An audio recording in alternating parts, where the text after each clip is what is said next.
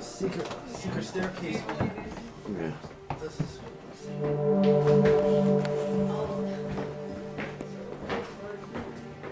staircase to nowhere.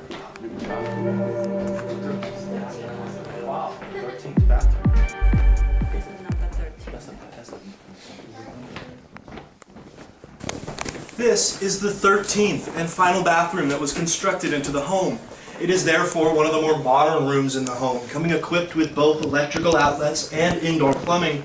That plumbing would have been connected to a water heater, which was in that back corner of the room, and was connected to this shower, which is the only shower in the house. This is the only shower in the house because showers were very, very rare at the time. Sarah needed one specifically because her arthritis made it difficult for her to climb in and out of the bathtubs that were in the rest of the bathrooms in the house. This might not look like an ordinary shower. That's because this is what's referred to as a needle shower. Those pipes along the walls were filled with pin-sized holes that would spray the user with water front and back, neck to toe, assuming, of course, that said user was 4 feet 10 inches tall. Another reason we like to call this the 13th bathroom is for its windows.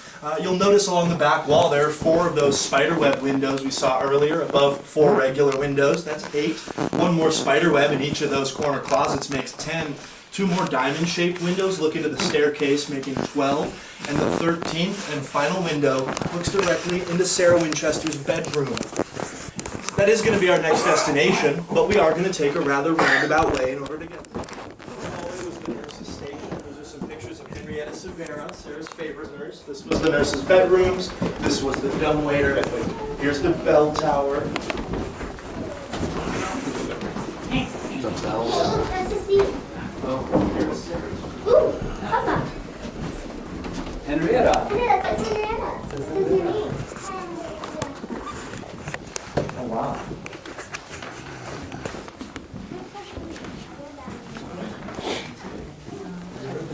Oh, you took pictures, huh? We can take picture, right? Yeah.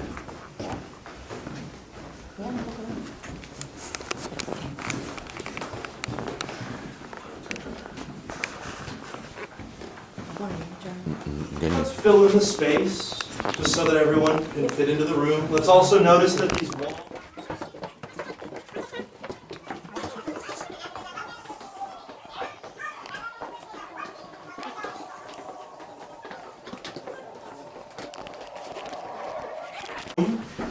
She would live with her Aunt Sarah for 15 years until the year 1903 when she got married and joined the Marriott family.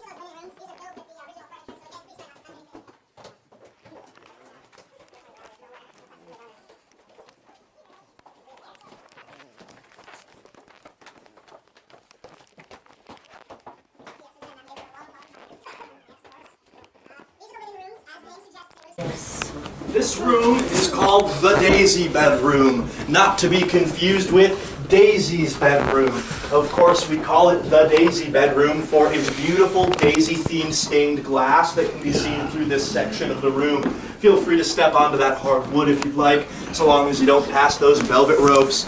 Now, Sarah liked to make it a habit of sleeping around the house in various rooms when she got bored of her own main bedroom.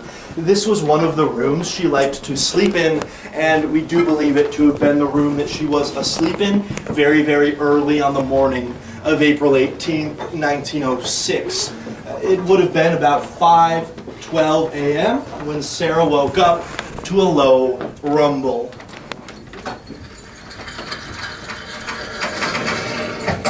That would only be the foreshock of what was to come, however. Soon the San Andreas fault line would unleash all of its fury upon most of the West Coast. Felt from Oregon all the way down to Los Angeles, it destroyed everything in its path.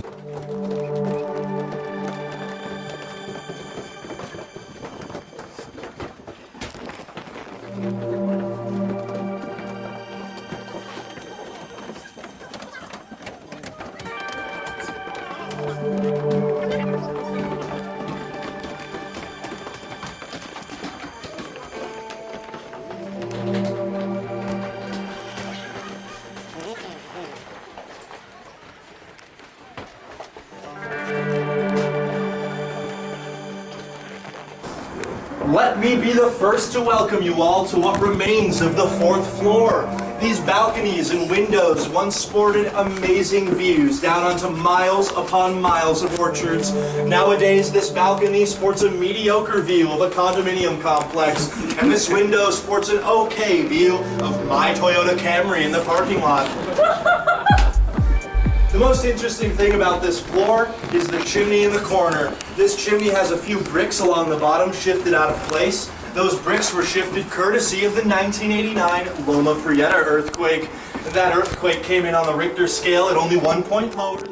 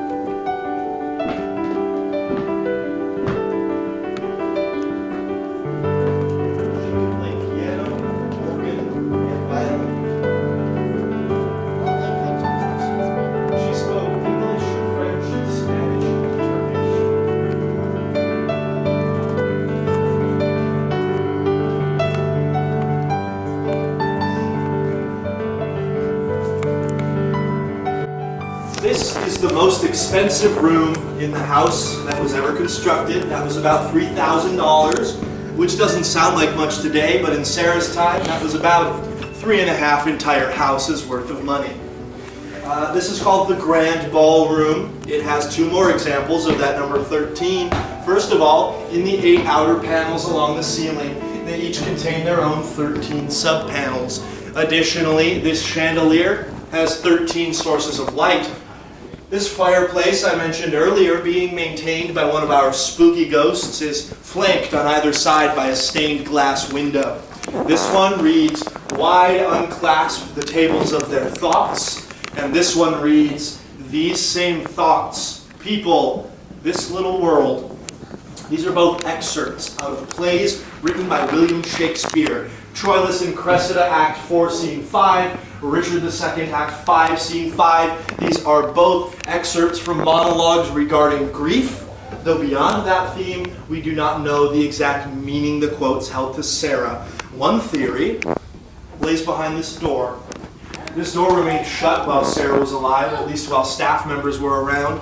Naturally curious, once she passed away, they decided to crack that door open. Behind it, they found a large iron fireproof safety door. Behind that, a large safe. And within that safe, another smaller safe. Within that inner safe, they found 3 things. Unfortunately for these would-be treasure hunters, these things were of no monetary value. They were the obituaries of Sarah's late husband and her infant daughter, as well as a lock of her daughter's hair. Now, in order to lighten the mood a little bit before we move on, I'd like to remind us all that none of the furniture in this home is original. And so this